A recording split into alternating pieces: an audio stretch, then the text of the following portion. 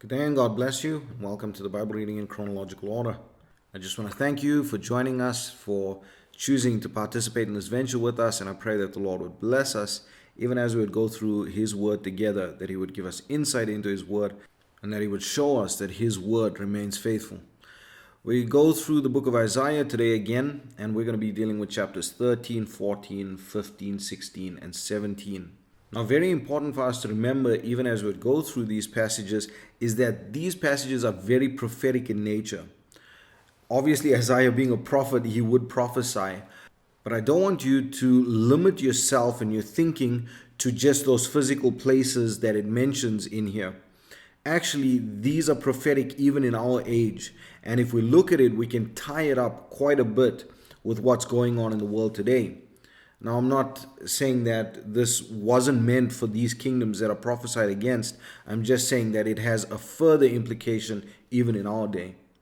So let's go through chapter 13, and we see that this chapter deals with the fall and the destruction of the Babylonian Empire.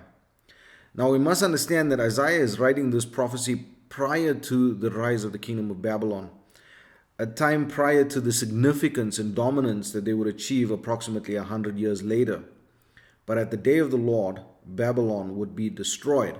Now, if we look at it, we know that Babylon has been destroyed and that kingdom is already done away with, and all the prophecies of this chapter are fulfilled. Yet, when we look at the book of Revelation, we see Mystery Babylon the Great, and then we see all of this. It's because that now has to be fulfilled in a spiritual sense as well. And who is Babylon in a spiritual sense? Well, Alexander Hislop does an amazing breakdown of this in his book, The Two Babylons. But if you can get your hands on it, it would be a great read. Difficult read, but a great one.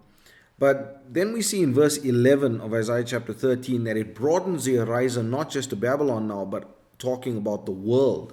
And it says, "And I will punish the world for their evil, and the wicked for their iniquity, and I will cause the arrogancy of the proud to cease, and will lay low the haughtiness of the terrible."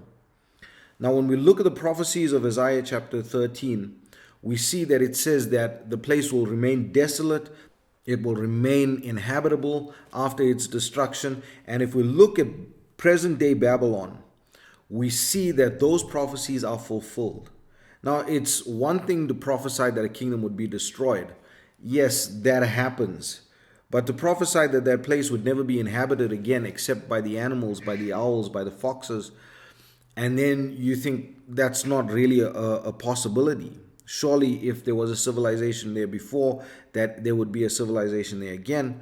But when we look at it in the light of how historical events have transpired, we see that even Saddam Hussein tried to rebuild Babylon at one stage, and his plans were foiled because of the American war. And so we see that that place is still not built up again today. It is inhabited by owls and foxes and rabbits and all of these things. The word of the Lord will remain true, and the prophecy of the Lord will never be broken. Then we see in chapter 14 that the chapter can be divided into three sections. The first section of this chapter is a comfort to Israel as the Lord has mercy on them and will restore them. Now, the second section of the chapter deals with one of the great angels that the Lord had created, namely Lucifer. He was called the son of the morning. He was never called morning star. This is seriously important to note and to remember, because in the secular world, there is this whole thing going around about Lucifer being called the morning star.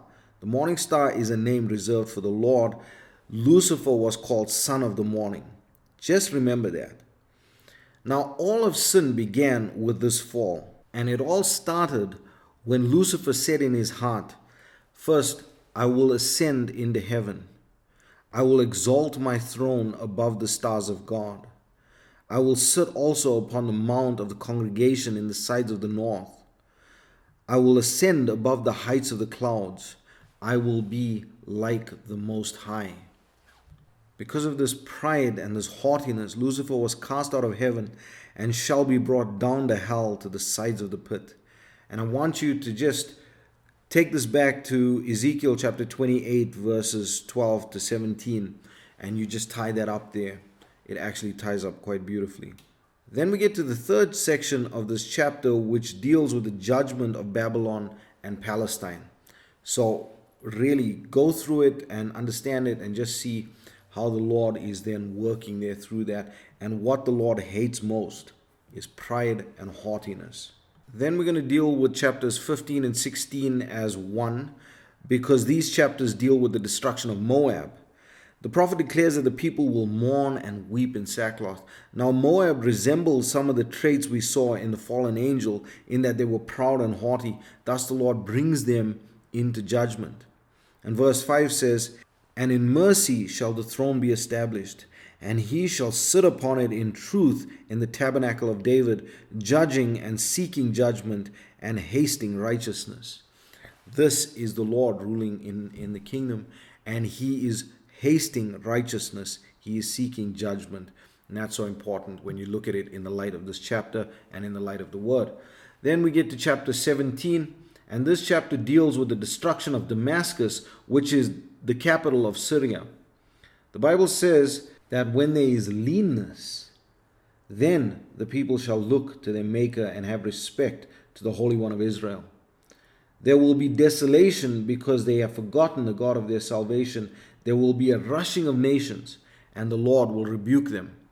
Now again, just a reminder that even though these are prophecies to the actual nations that are mentioned in these passages, we can really tie them up prophetically to what is happening in our age, in the last age, the age just before the day of the vengeance of our God. So we're going to leave it there for today. I pray that the Lord will bless you and keep you. May his face shine upon you. May he give you peace. God bless you as you enjoy the reading of the word today. Chapter 13. The burden of Babylon, which Isaiah the son of Amoz did see. Lift ye up a banner upon the high mountain. Exalt the voice unto them. Shake the hand, that they may go into the gates of the nobles. I have commanded my sanctified ones. I have also called my mighty ones for mine anger, even them that rejoice in my highness. The noise of a multitude in the mountains, like as of a great people, a tumultuous noise of the kingdoms of nations gathered together. The Lord of hosts mustereth the host of the battle. They come from a far country, from the end of heaven, even the Lord and the weapons of his indignation to destroy the whole land. Howl ye, for the day of the Lord is at hand. It shall come as a destruction from the Almighty.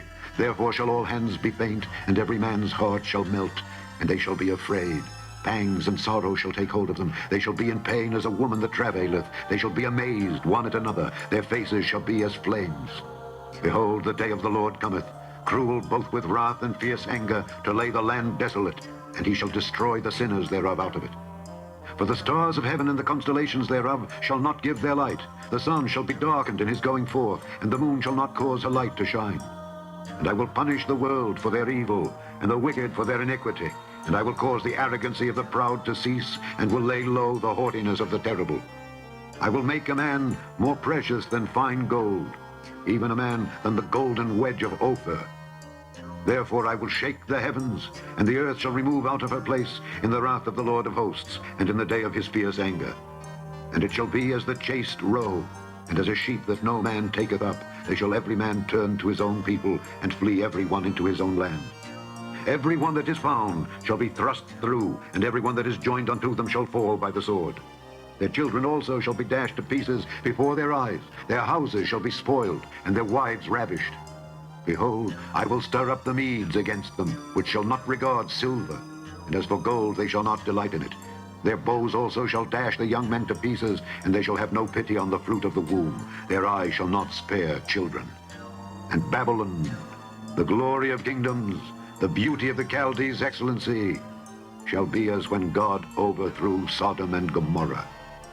It shall never be inhabited, neither shall it be dwelt in from generation to generation. Neither shall the Arabian pitch tent there, neither shall the shepherds make their fold there.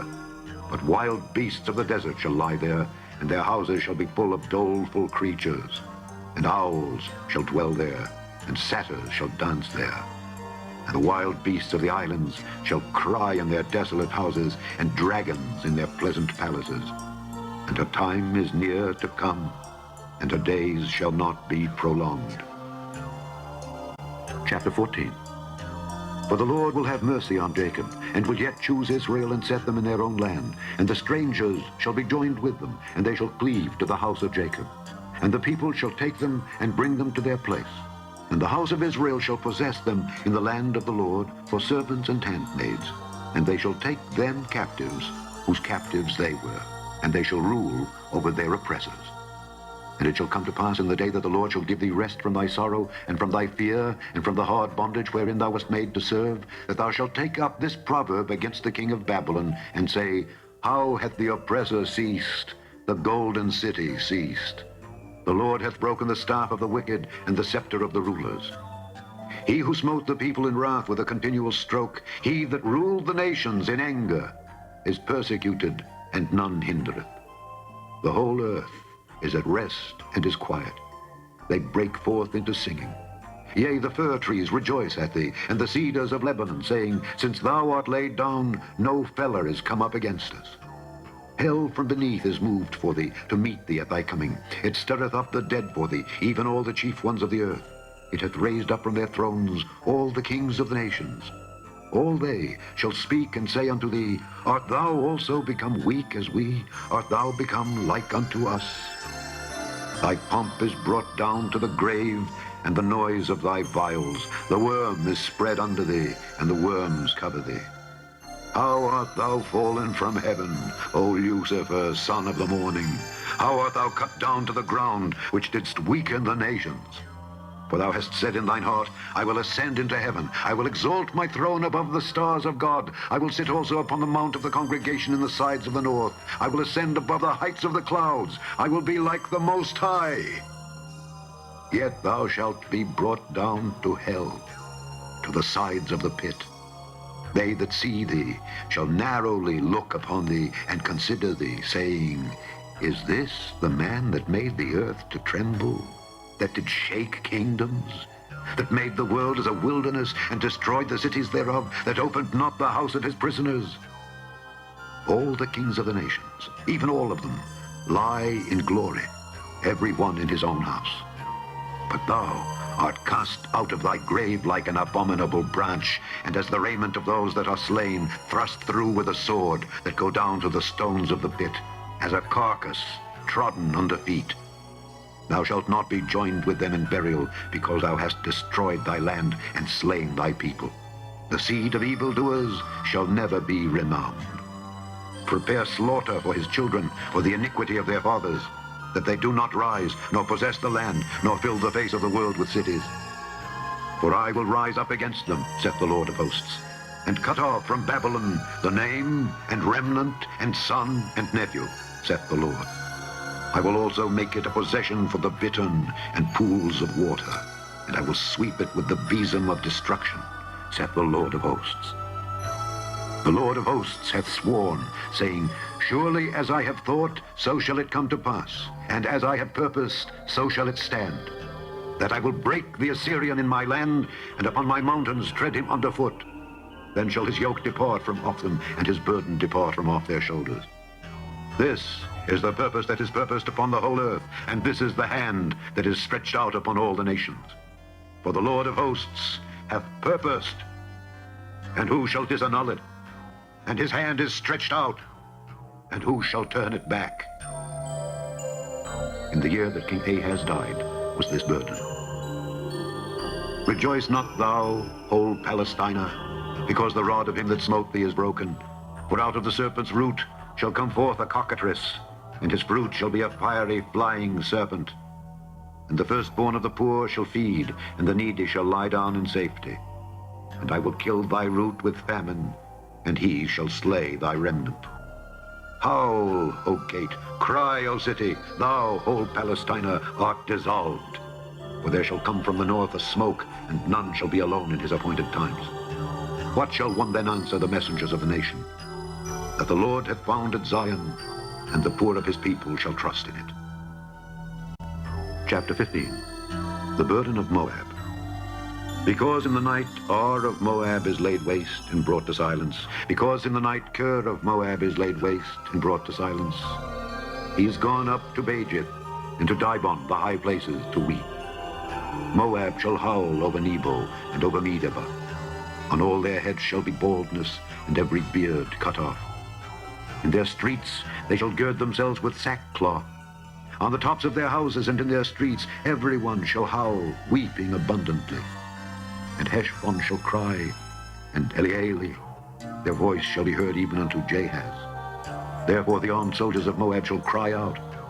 His life shall be grievous unto him. My heart shall cry out for Moab. His fugitives shall flee unto Zoar, and heifer of 3 years old. For by the mounting up of Luhith, with weeping shall they go it up. For in the way of Horonaim they shall raise up a cry of destruction. For the waters of Nimrim shall be desolate. For the hay is withered away, the grass faileth. There is no green thing. Therefore the abundance they have gotten, and that which they have laid up, shall they carry away to the brook of the willows. For the cry is gone round about the borders of Moab, the howling thereof unto Eglaim, and the howling thereof unto Beerelim. For the waters of Dimon shall be full of blood. For I will bring more upon Dimon, lions upon him that escapeth of Moab, and upon the remnant of the land. Chapter 16. Send ye the lamb to the ruler of the land from Selah to the wilderness, unto the mount of the daughter of Zion. For it shall be that as a wandering bird cast out of the nest, so the daughters of Moab shall be at the fords of Arnon. Take counsel, execute judgment.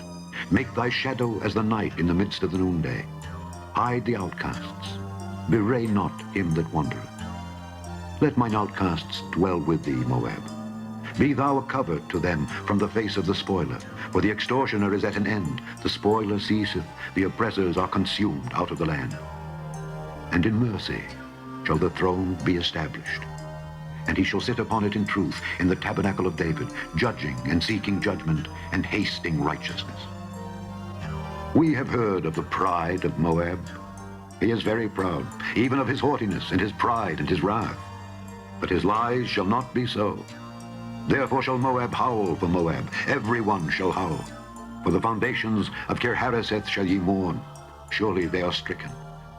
For the fields of Heshbon languish, and the vine of Sibmah. The lords of the heathen have broken down the principal plants thereof. They are come even unto Jazer, they wandered through the wilderness. Her branches are stretched out, they are gone over the sea. Therefore I will bewail with the weeping of Jazer, the vine of Sibmah. I will water thee with my tears, O Heshbon and Elealeh. For the shouting for thy summer fruits and for thy harvest is fallen. And gladness is taken away, and joy out of the plentiful field. And in the vineyards there shall be no singing, neither shall there be shouting. The treaders shall tread out no wine in their presses. I have made their vintage shouting to cease.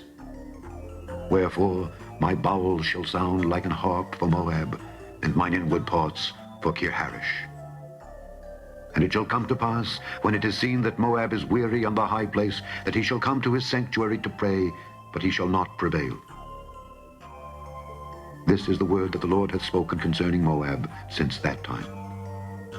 But now the Lord hath spoken, saying, within 3 years, as the years of an hireling, and the glory of Moab shall be contemned with all that great multitude, and the remnant shall be very small and feeble. Chapter 17. The burden of Damascus. Behold, Damascus is taken away from being a city, and it shall be a ruinous heap. The cities of Aroer are forsaken. They shall be for flocks, which shall lie down, and none shall make them afraid. The fortress also shall cease from Ephraim, and the kingdom from Damascus, and the remnant of Syria. They shall be as the glory of the children of Israel, saith the Lord of hosts. And in that day it shall come to pass that the glory of Jacob shall be made thin, and the fatness of his flesh shall wax lean. And it shall be as when the harvestman gathereth the corn, and reapeth the ears with his arm. And it shall be as he that gathereth ears in the valley of Rephaim. Yet gleaning grapes shall be left in it, as the shaking of an olive tree, 2 or 3 berries in the top of the uppermost bough, 4 or 5 in the outmost fruitful branches thereof, saith the Lord God of Israel.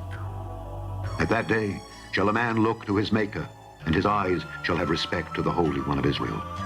And he shall not look to the altars, the work of his hands, neither shall respect that which his fingers have made, either the groves or the images. In that day shall his strong cities be as a forsaken bough, and an uppermost branch, which they left because of the children of Israel. And there shall be desolation. Because thou hast forgotten the God of thy salvation, and hast not been mindful of the rock of thy strength, therefore shalt thou plant pleasant plants, and shalt set it with strange slips. In the day shalt thou make thy plant to grow, and in the morning shalt thou make thy seed to flourish.